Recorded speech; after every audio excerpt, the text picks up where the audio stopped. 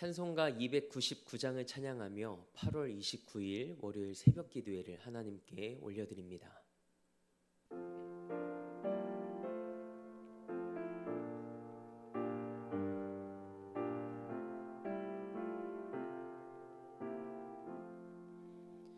하나님 사랑은 온전한 참사랑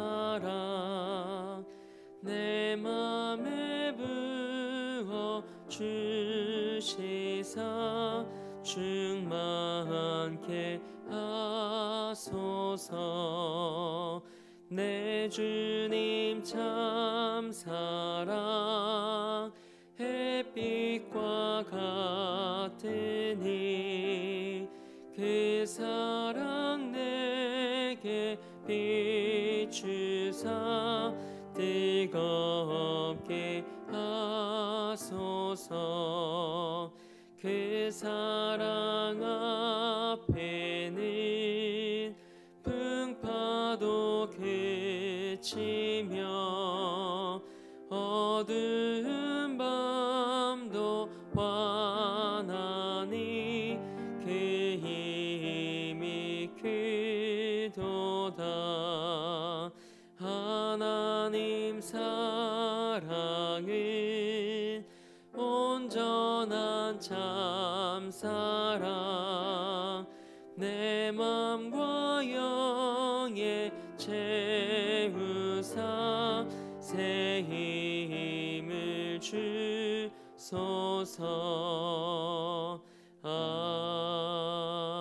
아멘. 사도신경으로 우리의 신앙을 고백합니다. 나는 전능하신 아버지 하나님, 천지의 창조주를 믿습니다. 나는 그의 유일하신 아들, 우리 주 예수 그리스도를 믿습니다.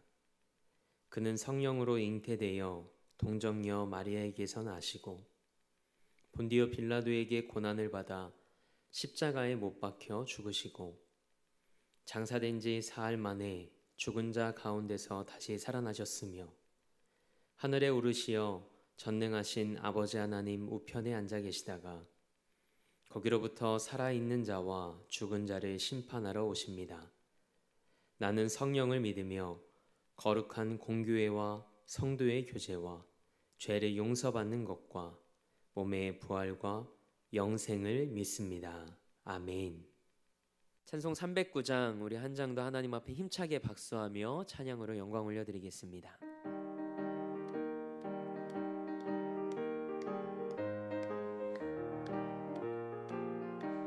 목마른 내 영혼 주가 힘이 허락한 그 귀한 영생수 주여 갈망합니다. 그 약속 따라서 힘써 간구하오니 오 주여 내 기도 어서 들어주소서.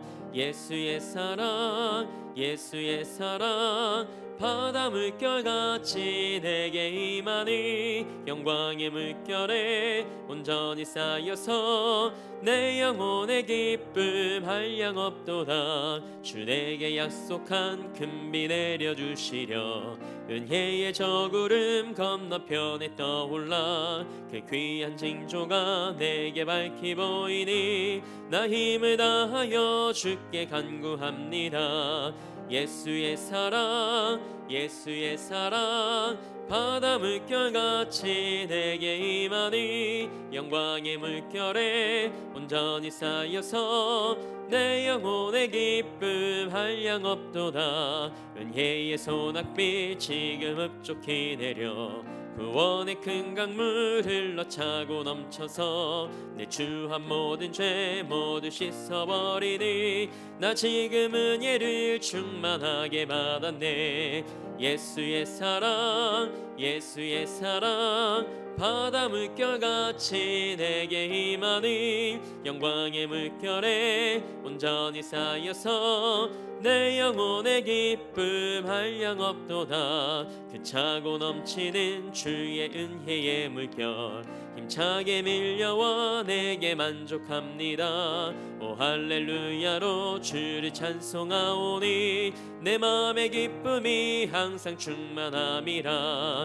예수의 사랑 예수의 사랑 바다 물결같이 내게 임하니 영광의 물결에 온전히 쌓여서 내 영혼의 기쁨 한량 없도다. 아멘. 오늘 우리에게 주신 하나님의 말씀은 데살로니가 후서 1장 3절에서 9절 말씀입니다. 하나님의 말씀을 받겠습니다 고백한 후에 저와 여러분 한 목소리로 합독하겠습니다. 하나님의 말씀을 받겠습니다. 형제들아, 우리가 너희를 위하여 항상 하나님께 감사할지니 이것이 당연함은 너희의 믿음이 더욱 자라고 너희가 다 각기 서로 사랑함이 풍성함이니 그러므로 너희가 견디고 있는 모든 박해와 환난 중에서 너희 인내와 믿음으로 말미암아 하나님의 여러 교회에서 우리가 친히 자랑하노라. 이는 하나님의 공의로운 심판의 표요 너희로 하여금 하나님의 나라에 합당한 자로 여김을 받게 하려 함이니 그 나라를 위하여 너희가 또한 고난을 받느니라. 너희로 환난을 받게 하는 자들에게는 환난으로 갚으시고 환난을 받는 너희에게는 우리와 함께 안식으로 갚으시는 것이 하나님의 공의시니 주 예수께서 자기의 능력의 천사들과 함께 하늘로부터 불꽃 가운데에 나타나실 때 하나님을 모르는 자들과 우리 주 예수의 복음에 복종하지 않는 자들에게 형벌을 내리시리니 이런 자들은 주의 얼굴과 그의 힘의 영광을 떠나 영원한 멸망의 형벌을 받으리로다. 아멘. 하나님의 말씀으로 새로운 하루를 여는 사랑하는 성도님들의 삶이 시간이 지날수록 더 성숙한 신앙이 되길 축복합니다. 오늘은 하나님 나라에 합당한 자로 빚어가시는 하나님이라는 제목으로 하나님의 말씀 함께 나누고자 합니다. 오늘부터 우리는 데살로니가 후서 말씀을 3일 동안 우리는 데살로니가 후서 말씀을 함께 묵상합니다. 바울은 데살로니가 전서를 보내고 약 3개월 후에 고린도에 계속 머물며 데살로니가 후서를 기록합니다. 데살로니가 전서와 데살로니가 후서는 기록한 목적이 유사한 서신입니다. 데살로니가 전서를 쓸 당시 데살로니가 성도들은 믿음 때문에 박해를 받고 있었습니다. 그런데 박해가 더 심해지자 바울은 성도들을 격려하기 위해 데살로니가 성도들에게 두 번째 편지를 쓰죠. 이것이 데살로니가 후서입니다. 본문 5절 말씀을 보면 너희가 또한 고난을 받느니라 라는 말씀이 현재형으로 기록되어 있습니다. 이를 통해 데살로니가 교회에 박해가 계속 이어지고 있다는 것을 우리는 알 수 있습니다. 그럼에도 불구하고 바울은 데살로니가 성도들로 인해 하나님께 항상 감사한다고 말합니다. 그 이유는 데살로니가 교회가 고난 속에서도 믿음이 계속해서 성장하고 또 풍성한 사랑의 삶을 살아냈기 때문입니다. 박해와 환난 중에 그들은 믿음과 인내로 견뎠습니다. 바울은 이런 데살로니가 성도들이 이유 없는 고난을 당하고 있다고 말하지 않습니다. 그리고 데살로니가 교회 성도들의 그 아픔과 어려움을 없애달라고 기도하지도 않습니다. 오히려 고난의 궁극적인 목적을 설명합니다. 오늘 본문 5절 말씀을 함께 읽겠습니다. 이는 하나님의 공의로운 심판의 표요 너희로 하여금 하나님의 나라에 합당한 자로 여김을 받게 하려 함이니 그 나라를 위하여 너희가 또한 고난을 받느니라. 아멘. 바울은 데살로니가 성도들이 하나님 나라에 합당한 자가 되도록 고난을 받고 있는 거라고 설명을 합니다. 하나님 나라 백성에 걸맞는 삶으로 하나님께서 빚어가시는 과정이기에 환난 가운데 인내하라고 권면하죠. 그래서 믿음으로 끝까지 굳게 설 것을 부탁합니다. 성도는 세상에 속한 자가 아닙니다. 그래서 오늘날 그리스도인이라는 이름으로 살아가는 우리 또한 고난과 환난의 연속 가운데 있습니다. 세상이 예수님을 미워했듯 하나님의 자녀인 성도도 예외는 아닙니다. 요한복음 15장 19절 말씀입니다. 너희가 세상에 속하였으면 세상이 자기의 것을 사랑할 것이나 너희는 세상에 속한 자가 아니요 도리어 내가 너희를 세상에서 택하였기 때문에 세상이 너희를 미워하느니라. 아멘. 여러분의 삶이 고난 속에서 하나님의 부르심에 합한 존재로 하나님의 손에 빚어져가는 삶이 되길 주님의 이름으로 축복합니다. 그리고 바울은 이어서 예수님이 재림하시는 날에 있을 하나님의 공의로운 심판에 대해 설명합니다. 하나님은 보응하시는 하나님이십니다. 심판의 날이 예수 그리스도를 구주로 믿는 자들에게는 구원의 완성과 영광과 안식의 날입니다. 반면 믿음의 사람들에게 환난을 받게 하는 자에게 하나님은 환난으로 갚으시는 분이라고 성경은 기록합니다. 그리고 하나님을 모르는 자들, 그리고 하나님께 복종하지 않는 자들, 하나님의 영광에서 떠난 자들은 영원한 멸망과 또 형벌을 받는다고 말합니다. 이러한 종말론적인 메시지는 데살로니가 성도들이 고난의 상황을 믿음과 인내로 견딜 수 있게 했을 겁니다. 사도 바울은 환난과 핍박 중에도 하나님의 공의로운 심판을 기억하라고 본문 6절과 7절을 통해 권면합니다. 데살로니가 성도들이 지금 겪고 있는 이 고난은 예수님이 강림하실 때 하나님께서 다 갚아주실 거라고 말하죠. 이 모든 일은 하나님의 은혜가 있기에 가능한 일입니다. 데살로니가 성도들의 믿음이 자라고 그들이 서로 사랑하고 그 사랑으로 충만하고 환난을 견딜 수 있는 것도 모두 하나님의 은혜입니다. 하나님의 도우심과 또 하나님의 품어주시는 사랑 때문이죠. 고난은 결국 신자와 불신자를 구분하는 기준이 됩니다.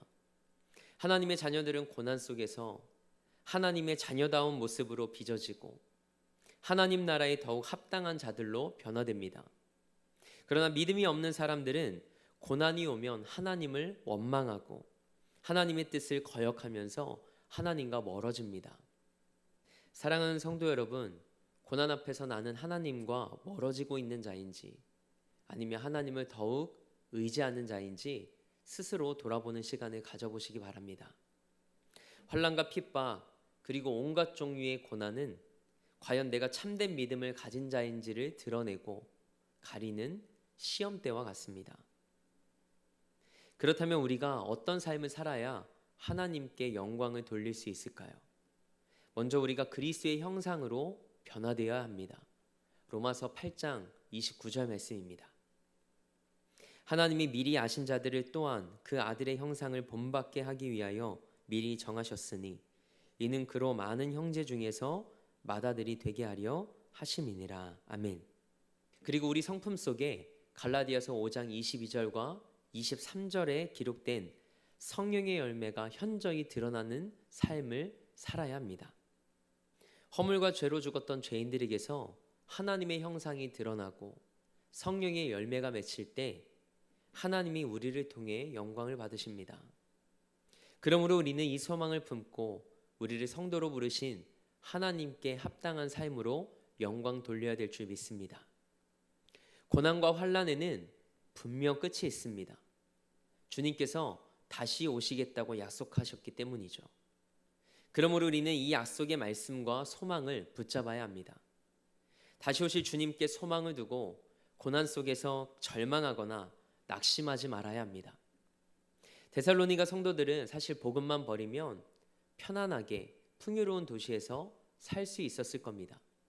그래서 데살로니가 성도들은 고민이 많았겠죠. 적당히 타협하면 쉬운 삶이 열렸을 테니까요.